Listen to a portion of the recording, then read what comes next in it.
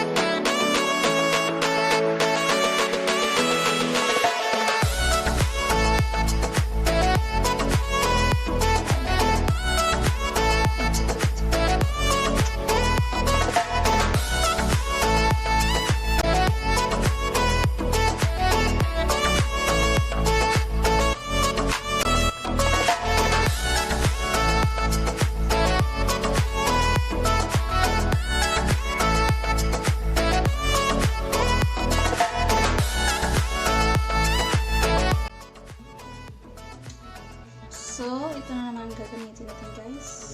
Tingnan natin kung ito ay pigmented. Kasi ito ay 58 pesos lang guys. So, ang gagamitin natin kulay ay ito.